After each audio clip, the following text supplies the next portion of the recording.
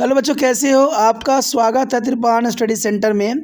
आज जो हम करने जा रहे हैं काफ़ी महत्वपूर्ण चैप्टर है कक्षा 6वीं के विद्यार्थियों के लिए जो साइंस पढ़ते हैं। चैप्टर हमारे समक्ष आया है बिजली और सर्किट। ये काफ़ी महत्वपूर्ण चैप्टर है, इलेक्ट्रिसिटी एंड सर्किट। इसमें आज जो हम करेंगे एमसीक्यू के अंतर्गत क्वेश्चन करेंगे और ये आपके समक्ष जो रहेगा हिंदी इंग्लिश दोनों माध्यम में रहेगा, तो ये आपके लिए काफ़ी महत्वपूर्ण बन जाता है। इसमें हम एनालाइज करेंगे सारे एमसीक्यू के, और मेरा विश्वास है कि अगर आप ये सारे एमसीक्यू कर लेते हो तो पूरा चैप्टर जो है आपको कवर हो जाएगा, जो एग्ज़ाम पॉइंट ऑफ व्यू से काफ़ी महत्वपूर्ण रह जाता है। चलिए देखते हैं हमारा यहाँ एमसीक्यू क्या आया है। यहाँ पर जो हम करने जा रहे हैं काफ़ी महत्वपूर्ण यहाँ पर चैप्टर है जो कक्षा 6वीं के विद्यार्थियों के लिए है, और ये काफ़ी महत्वपूर्ण भी है। बिजली और सर्किट। बिजली सर्किट जो है विज्ञान का यहाँ पर अध्ययन है जो हम आपके समक्ष रखने जा रहे हैं, और ये एग्ज़ाम पॉइंट ऑफ व्यू से भी महत्वपूर्ण रहेगा। देखा जाए तो एग्ज़ाम में ये चैप्टर जो है काफ़ी महत्व रखेगा। इसमें जो है हम एमसीक्यू के अंतर्गत हर एक क्वेश्चन को एनालाइज करेंगे, समझेंगे और जानेंगे। जैसे देखा जाए तो हमारा यहाँ क्वेश्चन जो आया है, क्वेश्चन काफ़ी साफ है। अगला क्वेश्चन जो हमारे समक्ष आया है कि निम्नलिखित में से कौन सा एक इंसुलेटर है। देखिए आपके समक्ष जो है कुछ ऑप्शन दी गई है और उसमें से पूछ लिया गया है कि कौन सा जो है इंसुलेटर है। इंसुलेटर का मतलब दोस्तों ये होता है कि जो विद्युत को अपने अंदर से गुजार नहीं सकता, यानी कुलचालक। जो विद्युत को अपने अंदर से ना गुजार सके वो कुलचालक कहलाता है। ठीक है, तो इसमें से कौन सा जो है पदार्थ जो दिया हुआ है उसमें से जो है कुलचालक है विद्युत का। Which of the following is on insulator. Which is the following is on insulator. Option A bakelite, option B aluminium, option C नल का पानी, ऑप्शन डी नमी हवा यानी मॉइस्चर एयर। तो देखा जाए आपको बता दूं, इंसुलेटर का मतलब तो समझ ही गए होंगे कि जिसमें से विद्युत धारा गुजारी नहीं जा सकती। देखिए एक नमी हवा यानी मॉइस्चर एयर में हमेशा बिजली जो है गुजर सकती है। तभी कहते हैं ना, अगर मान लो बरसात होती है तो ये हिदायत दी जाती है कि आप अपने घर के छत पे जो है पतंग मत उड़ाओ, क्योंकि वहाँ पर कहीं ना कहीं बिजली की सर्किट लगी होती है और अगर आपके दीवार जो होता है बरसात के कारण नमी हो जाती है उसमें, और ये नमी जो है आपके बोर्ड तक पहुँच जाती है। और बोर्ड में आपको पता ही है कोई ना कोई तार अगर दीवार से चिपका हुआ तो वो धीरे धीरे पूरे दीवार में फैल जाएगा। और ये घटना कई बार देखने को मिला है कि बच्चे पतंग उड़ा रहे थे ऊपर और दीवार से चिपके और दीवार में ही चिपके रह गए, क्योंकि उसमें से करंट उनको लग चुकी थी। क्योंकि जो है करंट को गुजरने के लिए नमी की आवश्यकता होती है।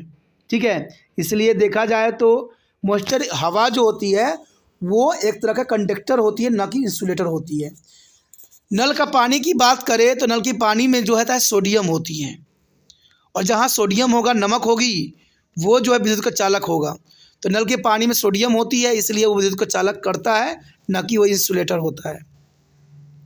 बात करते हैं एल्युमिनियम की। एल्युमिनियम की वस्तु जो होता है एक तरह का विद्युत का कंडक्टर होता है, विद्युत का चालक होता है, तो ये भी नहीं होगा। तो इसका मतलब ऑप्शन हमारे समक्ष सिर्फ एक रह गया, बेकलाइट, यानी ऑप्शन ए आपका सही है। ए ऑप्शन के साथ आप जा सकते हो। बेकलाइट जो है एक तरह का इंसुलेटर है, बाकी एल्युमिनियम, नल का पानी, नम हवा सब के सब जो है एक कंडक्टर है। तो ऑप्शन ए आपका सही है। चलिए देखते हैं अगला क्वेश्चन क्या है। अगला क्वेश्चन आपके स्क्रीन पे आ गया है। अगला क्वेश्चन है एक बल्ब केवल अंदर ही जलता है। बल्ब कब जलता है? बल्ब कब जलता है? क्वेश्चन बहुत ही आसान और समझने वाला है। अ bulb light up only in. Bulb कब हमेशा जलता है? क्या ए एक बंद सर्किट में, या बी एक खुला सर्किट में, या सी दोनों में ही जलता है, या डी श्रृंखला कनेक्शन में? तो क्वेश्चन काफ़ी इंटरेस्टिंग है, मज़ेदार है कि एक बल्ब केवल अंदर ही जलता है। कब जलता है? देखिए जब बंद सर्किट होगा तब जलेगा, तो बात सही है। बंद सर्किट का मतलब दोस्तों ये होता है, मान लीजिए अगर स्विच ऑफ कर देते हो तो सर्किट जो है खुल जाता है, ओपन हो जाता है, लेकिन जैसे आप ऑन करते हो सर्किट बंद हो जाता है। तो इसका मतलब एक बल्ब केवल बंद सर्किट में ही जल सकता है, यानी क्लोज सर्किट में। तो ऑप्शन देखा जाए तो ए आपका सही है, ऑप्शन ए के साथ आप जा सकते हो कि एक बल्ब केवल अंदर ही जलता है जब वो बंद सर्किट के कंडीशन में होता है। तो ये ऑप्शन सही है। चलिए देखते हैं अगला क्वेश्चन क्या है। अगला क्वेश्चन आपके समक्ष आ गया है। अगला क्वेश्चन है, बल्ब के अंदर मौजूद वह पदार्थ जो गर्म करने पर चमकता है क्या कहलाता है। अब देखिए क्वेश्चन काफ़ी महत्वपूर्ण आ गया कि बल्ब अगर आप जलाते हो उसमें गर्म होता है तो एक चीज़ जो है वो चमकता है, जिसे हम क्या कहते हैं, टंगस्टन वायर कहते हैं। ठीक है, वो टंगस्टन वायर होता है और उसकी हाई मेल्टिंग पॉइंट होती है। लेकिन एक्चुअली में हम उसको कहते क्या हैं, बल्ब के अंदर मौजूद वो पदार्थ जो गर्म करने पर चमकता है क्या कहलाता है। The material present inside the bulb that is glow on the heating is called, the material present inside the bulb that is a glow on the heating is called, क्या उसको हम सेल कहते हैं, या बी स्विच कहते हैं, या सी filament कहते हैं, या डी मोटा तार कहते हैं। तो मैं आपको बता दूं, ना तो उसको हम सेल कहते हैं, ना तो हम उसको स्विच कहते हैं, और ना ही उसको हम मोटा तार कहते हैं। उसको हम फिलामेंट कहते हैं क्योंकि वो फिलामेंट जो होती है टंगस्टन की बनी होती है। ठीक है, तो उसको हम फिलामेंट कहते हैं। ऑप्शन सी के साथ आप जा सकते हो, ऑप्शन सी आपका सही है। चलिए देखते हैं अगला क्वेश्चन क्या है। इनमें से कौन सा जो है चालक है, तो आपको समझ होना चाहिए कि तांबा ही जो है विद्युत का चालक करता है, ना तो रबर, ना अभ्रक, ना लकड़ी। क्योंकि लकड़ी तब करता है जो वो कच्चा होता है। लेकिन हमें से यहाँ पर ये बात नहीं पूछी गई थी कि लकड़ी कच्चा है या सूखी हुई है। सूखी हुई लकड़ी जो है कभी भी चालक नहीं करता है। तो देखा जाए ना तो अभ्रक करता है ना रबर करता है, तो तांबा जो है विद्युत का अच्छा चालक करता है। इसलिए जो है तांबे का तार का उपयोग हर एक बिजली में की जाती है, और ये काफ़ी महंगा भी होता चला जा रहा है क्योंकि इसका उपयोग बढ़ता चला जा रहा है। तो यहाँ पर सी ऑप्शन आपका सही है, सी ऑप्शन के साथ आप जा सकते हो। चलिए देखते हैं अगला क्वेश्चन क्या है। अगला क्वेश्चन आपके स्क्रीन पे आ गया है। क्वेश्चन है कि हमारा शरीर क्या है। कभी आपने सोचा है कि हमारा शरीर क्या है, क्या विद्युत चालक है या कुल चालक है, क्या है? कभी आपने सोचा इस बात को कि अवर बॉडी इज, तो ये काफ़ी महत्वपूर्ण बात है। देखिए, ये ऑप्शन कहता है कि हमारा शरीर जो है बिजली का अच्छा वाहक है यानी चालक है। बी कहता है कभी अच्छा चालक है तो कभी बुरा चालक है। कभी सी कहता है बिजली का कुल चालक है, या डी कहता है इसमें से कोई नहीं। देखिए, एक बात मैं आपको समझा दूं, जब भी घर में आप कोई बिजली छूने जाते हो तो आपके घर वाले ये कहते हैं कि हमेशा स्लीपर डाल के यानी चप्पल डाल के ही बिजली छूना चाहिए, क्योंकि वो जो है हमारी धरती से कनेक्ट ना हो। अगर धरती से कनेक्ट होता है तो आपको अच्छा खासा झटका लगता है, यही होता है। तो इसका मतलब क्या हुआ, विद्युत का हमारा जो है चालक है।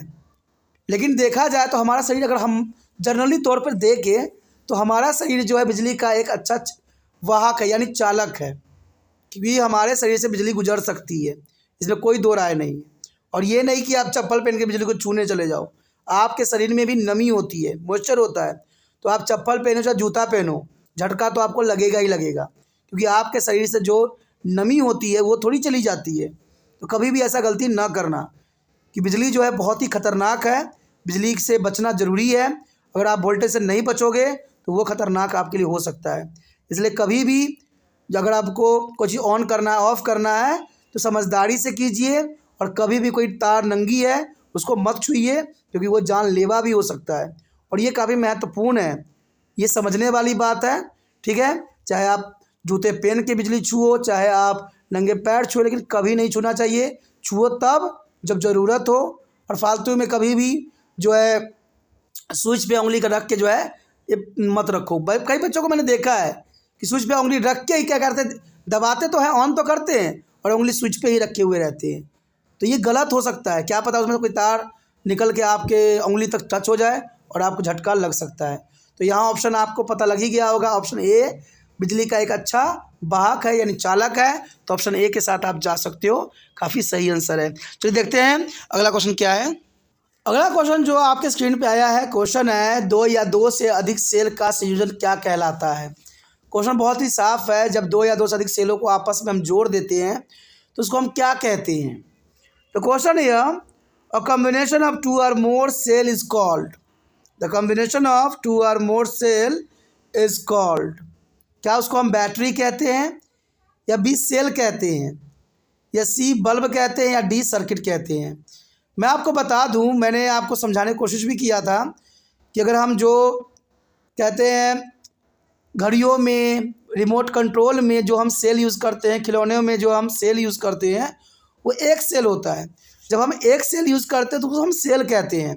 लेकिन उसी सेल को अगर एक के बाद एक हम जोड़ देते हैं तो उसको हम बैटरी कहते हैं। हम बेशकली घरों में जनरली शब्दों में कहते हैं भाई एक बैटरी खरीद के ले आ, यही बोलते हैं ना, लेकिन हम गलत शब्दों का उच्चारण कर रहे होते हैं।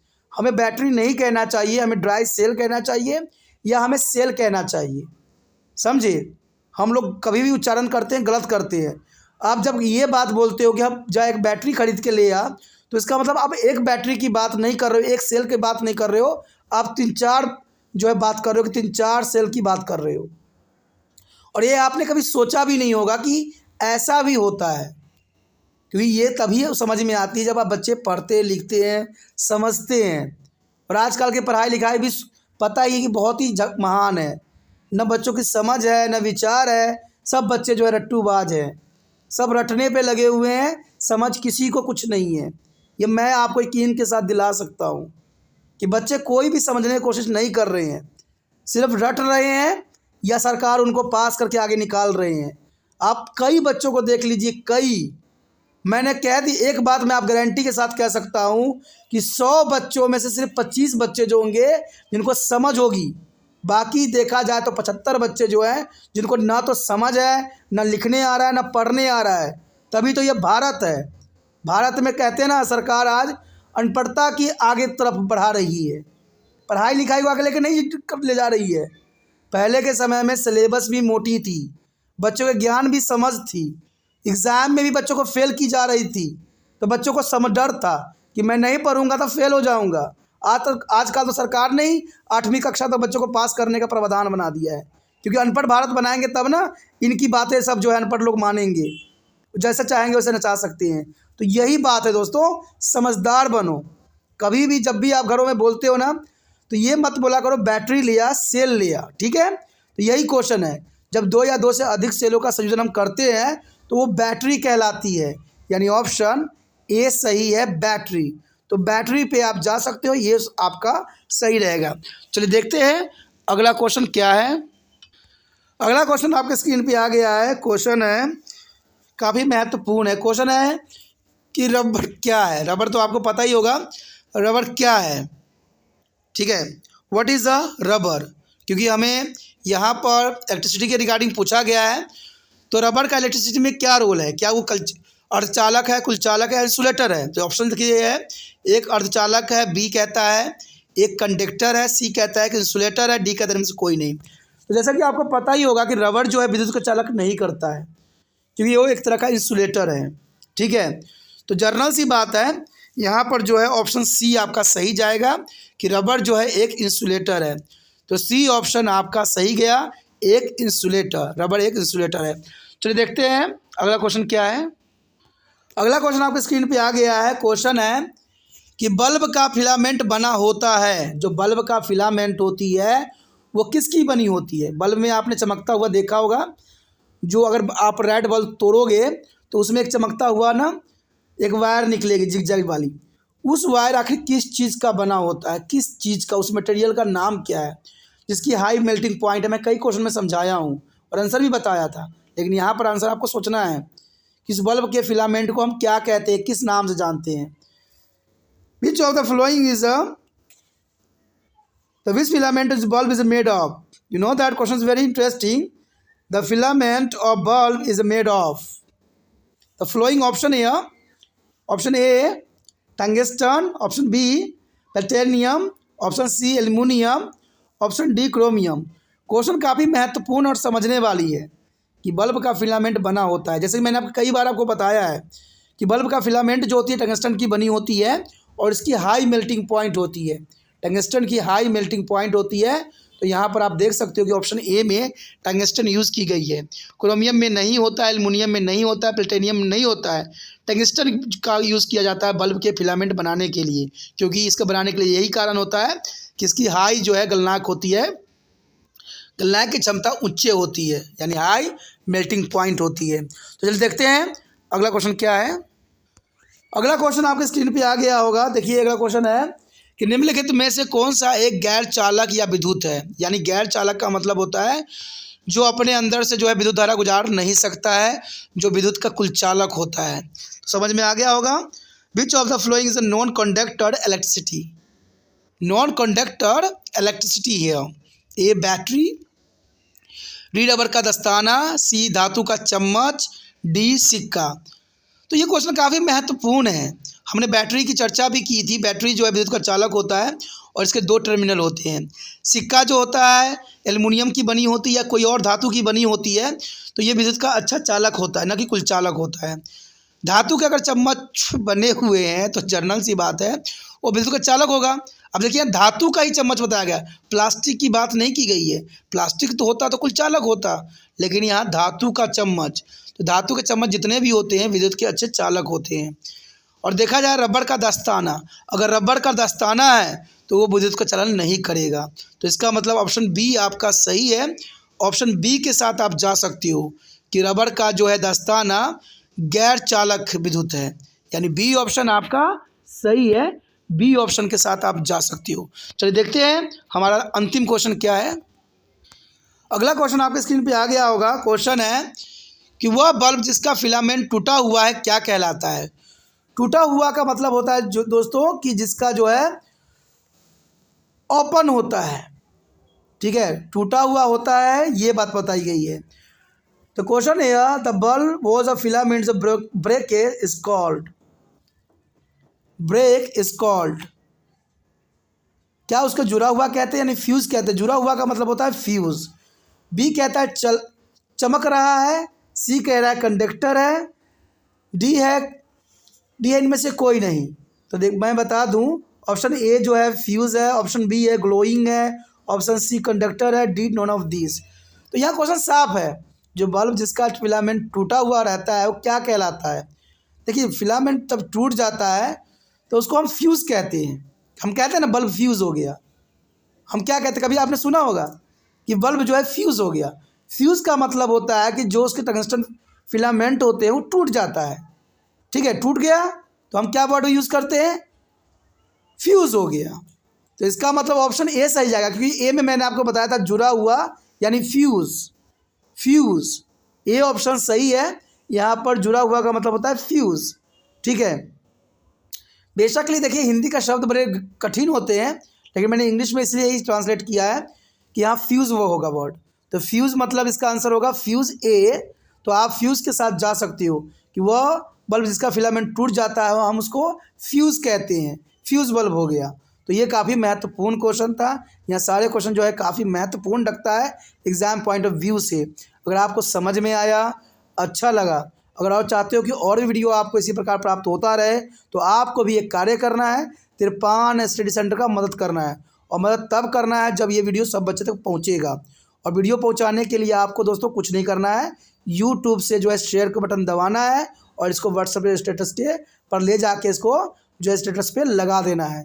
आपके जितने भी बच्चे कांटेक्ट में होंगे सभी बच्चों को ये वीडियो मिलेंगे और ये वीडियो देखेंगे, और जब देखेंगे तो उनको भी बात समझ में आएगी और हमारा भारत देश अच्छा बनेगा, सब बच्चे समझदार बनेंगे। क्योंकि समझदार बनेंगे तभी हमारा देश कामयाब भी होगा, और ये बात सब बच्चों को सोचना पड़ेगा। कहते हैं बड़े बड़े लोगों से तो कुछ नहीं होने वाला है, क्योंकि आप ही कल के भविष्य हो। कहते हैं बच्चे के हाथों में कल का भविष्य है। अगर हम अभी से ही जो अच्छे से अच्छे कार्य करने लग जाएं तो आने वाला समय में ना तो हमें रिश्वतखोर वाले मंत्री मिलेंगे और ना हमारा देश जो है इन तूतू मैमे के राजनीति में पड़ा रहेगा। हमारा देश आगे बढ़ता रहेगा, और इसमें आप महत्वपूर्ण स्थान रख सकते हो, क्योंकि आप बच्चे हो, आप समझदार हो, और आपका कल का भविष्य जो है ये राजनीतिक नेता सब खराब कर रहे हैं, आपके इन्वायरमेंट खराब कर रहे हैं। कैसे आप लोगों का जीवन आगे चलेगा? इसलिए आज ही समझदार बनिए, शेयर कीजिए, ठीक है। पहली बार मेरे चैनल पे आए हो, पहली बार वीडियो देख रहे हो, समझ में आ रहा है, अच्छा लग रहा है और चाहते हो कि और भी वीडियो आपको इसी प्रकार प्राप्त होता रहे, तो जनरल सी बात है दोस्तों, चलो सब्सक्राइब कर लीजिए, सब्सक्राइब कीजिएगा। तिरपान स्टडी सेंटर आपको 7th में भी मिलेंगे, 8th में, 9th में, 10th में, 12th में, 11th में, जहाँ भी जाइएगा MA तक आपको मिलेंगे।